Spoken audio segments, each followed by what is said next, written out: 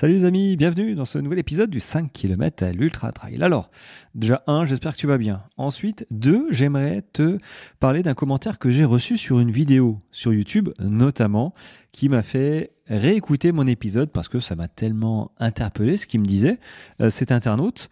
Alors tu peux retrouver son commentaire sous ma vidéo. Alors ma vidéo, c'est quel volume d'entraînement idéal par semaine, et il y avait d'ailleurs une newsletter associée à ça où je parlais du trailer. Alors c'était quoi, finisher et performer. Voilà, celui qui voulait simplement, comme moi je fais partie, terminer mes courses en bon état et en prenant du plaisir, ce qui arrive, et un autre profil plutôt performeur qui lui souhaite atteindre un idéal en termes de classement ou de temps, voilà, tout simplement.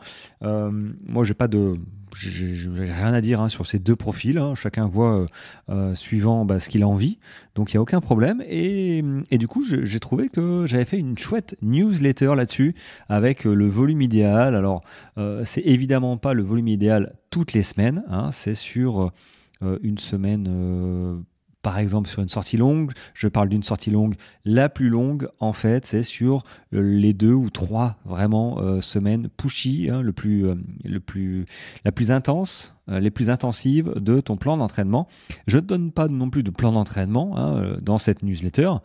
Et du coup, j'ai eu j'ai eu son commentaire. Alors, moi, je veux bien recevoir des commentaires, il n'y a pas de problème.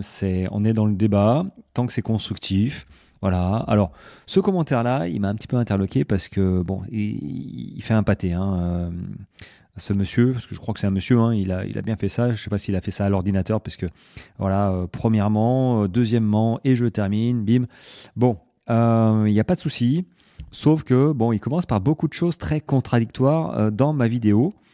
Et j'ai compris pourquoi, en fait, il trouvait que c'était contradictoire ce que je disais. Et en fait, là où j'aimerais mettre le doigt dessus, c'est que, par exemple, alors moi, si je te dis, alors je vais te lire juste le début et tu vas peut-être comprendre quel a été le problème, à mon avis. Il me dit, premièrement, il est conseillé de ne jamais dépasser 2h30 au pic en sortie longue, et toi, tu nous parles de 3h, 4h, 5h. Ouais, mais ok, comment tu fais pour être au top sur les séances quali dans la semaine? Ensuite, il ne faut pas oublier qu'il reste encore 4 ou 5 séances à effectuer par après dans la semaine. Donc, te présenter à une séance spécifique en VMA ou en étant à 85% de ta forme, pas parce que tout simplement la récupération devient trop longue, eh bien ça devient contre-productif. D'ailleurs, les études, je continue, mais parce que c'est là où ça m'a dit, mais qu'est-ce qu'il dit? D'ailleurs, les études montrent qu'il ne faut pas dépasser 2 heures en sortie longue pour pouvoir suffisamment récupérer et pouvoir enchaîner le reste des entraînements en étant en forme à 100%. Bon, après, je vous laisse lire le deuxièmement, qui est dans le même gabarit. Je critique pas, mais ça m'a un peu piqué, parce que j'ai bien le droit d'être piqué, vu le ton un petit peu employé, parce que ce monsieur, manifestement, a... ah si, oui, il parlait du marathon après. Voilà, il parlait du marathon, bon bref. Et en fait, il a clairement confondu marathon sur route et maratrail. Et c'est là où j'aimerais parler un petit peu de cette différence quand même. Évidemment, il y a une différence. Évidemment, tu peux pas préparer un marathon sur route comme tu prépares un maratrail, c'est-à-dire un trail de 40 km à peu près, avec du dénivelé. Ce n'est pas possible. Et évidemment, s'ils pensaient que les quelques coachés qui préparent un marathon sur route, parce que j'en ai quand même, je les aide évidemment avec plaisir, ils comprennent la démarche, ils comprennent les séances, et ça c'est chouette. Mais évidemment, ils n'ont pas des sorties longues de 4, 5, voire 6 heures pour un marathon sur route. Ils ont des sorties longues au plus haut du pic, on va dire, allez, 4 heures, même pas. Ils ont 3 heures, 3 heures et demie, mais maximum. Et ça dépend bien évidemment de ton niveau. Ceci étant dit, ça peut dépendre de ton niveau, mais tu vas quand même courir 42 km sur route. Donc il y a un moment où il faut quand même courir 3 heures. Il y a un moment où, forcément, ton corps, il est obligé de passer par là. Et j'en suis persuadé. Parce que tu vas courir minimum 3 heures, 3 heures et demie, 4 heures, 4 heures et demie, voire 5 heures ou 5 heures et demie. Je crois que le maximum, c'est 6 heures. Je ne sais pas si c'est sur tous les marathons d'ailleurs. Donc, tu vas passer du temps à courir, marcher, bref, à être actif. Donc, il faut, à mon sens, passer minimum dans la version la plus longue de ta séance, de ta semaine, à une sortie longue de 3 heures, voire 3 heures et demie. Voilà. Après, chacun un peu différent. Évidemment, des semaines d'entraînement, parce que là, il me dit, on prépare pas, je sais plus, préparer une distance d'un marathon en 8 à 12 semaines, c'est du bullshit. Bon, donc ça veut dire, c'est de la merde, hein, pour dire en français, ce que ça veut dire, bullshit. Hein. Il a été poli de l'écrire en anglais, mais bon, bref. Donc 8 à 12 semaines, 12 semaines, ça fait quand même 3 mois. On peut préparer 40 km en 3 mois à partir du moment où, au début de ta préparation, tu es capable de courir déjà 1h30 à 2 heures sans que ça te pose un problème. Ça veut dire que tu es capable de courir 3 fois, 4 fois, voire peut-être 5 fois dans ta semaine au début de ton plan d'entraînement. Donc évidemment, quand on dit, d'ailleurs, et tous les plans, c'est pareil, un plan de 8, 12, 16 semaines, évidemment, au début de ton plan, tu dois être capable de faire la première semaine. On n'est pas une forme de reprise ou quoi que ce soit. Hein. Et moi, j'aimerais vraiment mettre le doigt sur les différences entre une prépa route, marathon, semi-marathon peut-être, et une prépa maratrail. Une prépa de 20, 30, 40, voire plus de kilomètres en trail. On n'est pas du tout sur la même notion d'intensité. Et c'est pour ça que les durées des sorties longues diffèrent. Tu ne fais pas une sortie longue en préparation marathon identique de la même manière que pour un trail. C'est pas déjà, en fait, juste la surface. Juste la surface, il y a déjà un gros changement physique, j'entends. Ok, c'est du béton. D'un autre côté, c'est des chemins. Mais juste ça, ça fait la différence. Ça fait la différence en termes j'allais dire de fatigue, mais plutôt de récupération en fait, de micro-lésions, de choses comme ça. Sur la route, c'est hyper contraignant. La route, le béton. Les foulées sont toujours pareilles, sont toujours dans l'axe. 3 heures, 3 heures et demie. Tu peux courir au pic, hein, tu peux faire une sortie. Moi, je conseille de faire une sortie 3 heures. Mais après, tu prépares un 40 km trail où tu vas pas passer 3 heures, tu vas passer plutôt 4, 5, peut-être même 6 heures, ou voilà, avec du dénivelé. Donc, c'est pas. Mais c'est pas la même forme de course. Par exemple, ton marathon, tu n'auras pas une stratégie de courir, marcher, courir, marcher. Tu l'auras peut-être. Tu l'auras, et d'ailleurs, je le conseille de l'avoir. Mais généralement, les gens, mais allez, il y a 98% du peloton qui ne le font pas.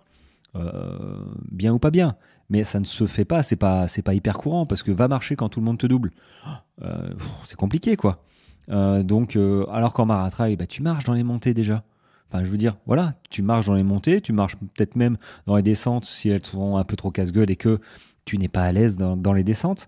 Donc déjà, la physionomie de course n'est absolument pas la même. Donc si tu entends un 40 km marathon, les sorties longues, c'est 3 heures, 4 heures max, dis-toi qu'en trail, c'est complètement différent. Tu peux très bien sortir 5 heures pour préparer un trail de 40 km. C'est pas un souci. Maintenant, tu prépares un trail de 160 km, tu vas pas non plus faire 10 heures de sortie longue. Non. Mais clairement, il faut pas transposer ce que tu connais de la route, le transposer au trail. Sinon, tu vas te cracher en fait. Clairement, tu vas te prendre des claques. Dans la gestion de l'effort, c'est pas la même parce qu'il y a du dénivelé. Il y a un stress mécanique. Tes cuisses, elles vont fonctionner, mais beaucoup plutôt différemment que sur route. Voilà, déjà. Et après, il y a les ravitaillements, il y a l'alimentation qui rentre en jeu. Ouais, mais c'est un autre monde, on ne peut pas comparer. Et moi, je pense clairement que ce monsieur-là qui m'a jeté ces commentaires, il s'est trompé de vidéo, quoi. Enfin, je veux dire, comment on peut confondre ma vidéo, mon compte, c'est Raphaël, je suis trailer.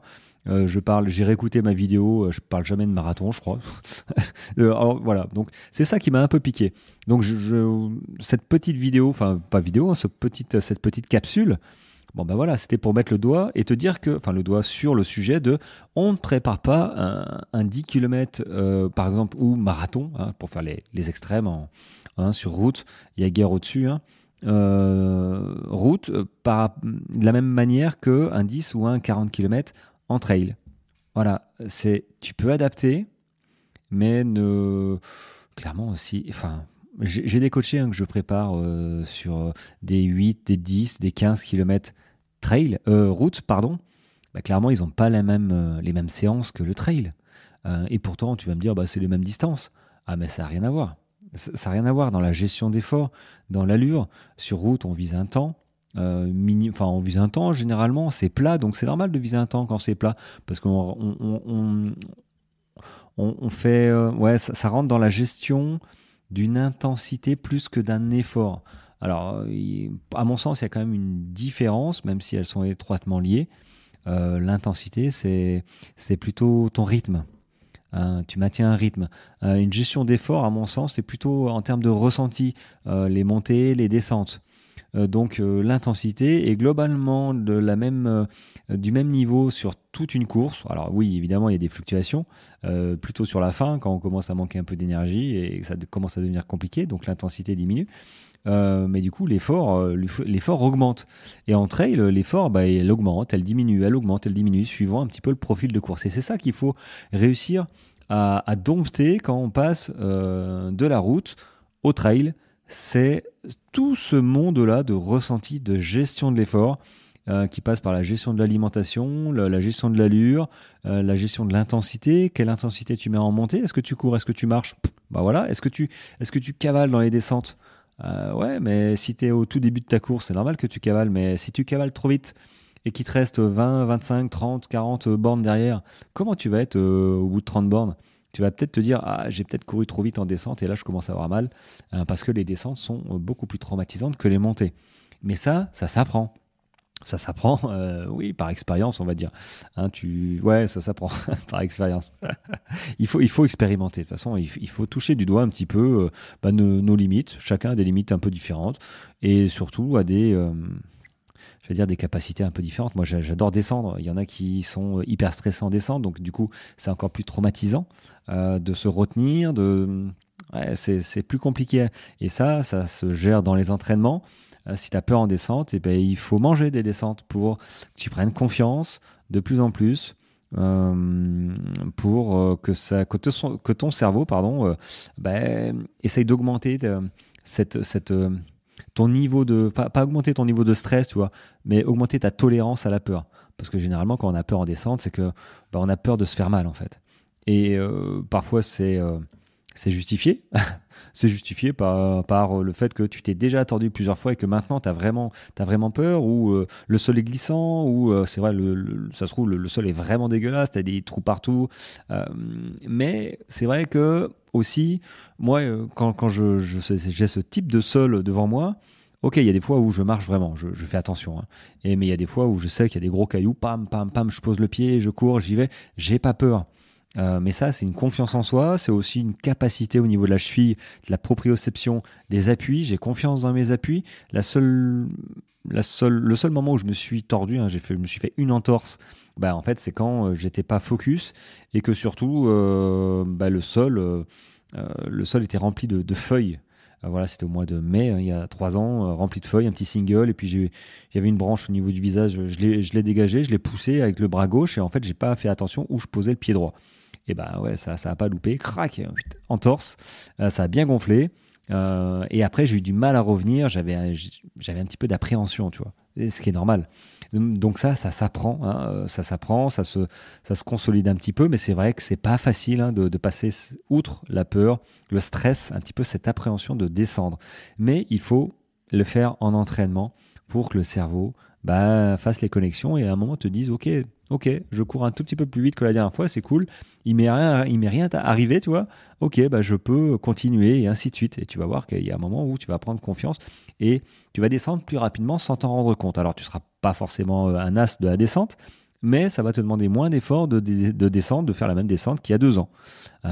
Oui, ça demande du temps. Je dis 2 ans parce que ça ne se fait pas comme ça du jour au lendemain. Hein, c'est comme le bénéfice de l'endurance fondamentale, ça ne se fait pas non plus du jour au lendemain, il faut se laisser des mois, voire des années. Hein, c'est un entraînement qui est vraiment constant. Et moi, je le vois, hein, clairement, j'ai beaucoup de fibres à contraction lente, hein, je le sens. Je suis hyper endurant, résistant, mais si tu me fais courir un 10 km, c'est compliqué, quoi. parce que j'ai pas recruté les fibres à contraction rapide. Et donc, du coup, c'est mes lentes là qui travaillent. Et ouais, elles sont puissantes, mais elles sont moins puissantes que les fibres à contraction rapide. Donc, il faut savoir un petit peu ce qu'on travaille et pourquoi on le travaille, dans quel objectif. Voilà, bon, bah, c'était pour rebondir un petit peu sur ce commentaire dans cette vidéo. Je t'encourage à réécouter quand même ma vidéo sur YouTube, quel volume d'entraînement idéal par semaine, où j'ai mis ma newsletter. Donc, je mettrai le lien dans l'épisode de ce podcast, pardon, de cette capsule. Comme ça, tu pourras aller voir directement la vidéo sur YouTube et peut-être lire le commentaire de ce monsieur qui m'a posté ça. Ouais, il m'a posté ça hier en fait. Hier tard, et je lui ai répondu, mais il m'a pas répondu. Alors bon, il a peut-être dû se rendre compte que oui, effectivement, il s'est trompé.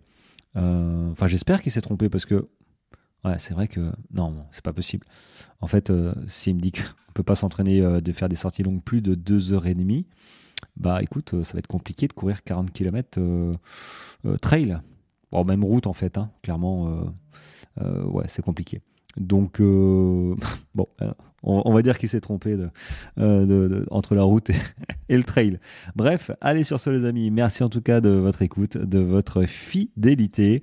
C'est un petit peu comme l'endurance fondamentale et l'entraînement. Il faut être régulier et vous êtes régulier. Et ça, c'est cool. Donc, moi, je suis très content de faire cette capsule du soir. Je me suis motivé, j'ai mangé. Du coup, j'ai eu un petit regain d'énergie. En plus, pour parler d'un retour d'un commentaire. Alors, voilà, c'était pas pour critiquer le commentaire, c'est juste pour mettre l'accent en plus, tu vois, sur le fait de l'entraînement entre trail et la route. Bah, c'est pas la même chose. Voilà, ça m'a donné l'occasion de parler de ça. Allez, j'arrête de te retenir. Je te souhaite une très belle journée et je te dis, bah écoute, à demain ou après-demain. Bref, à plus tard. Ciao, ciao.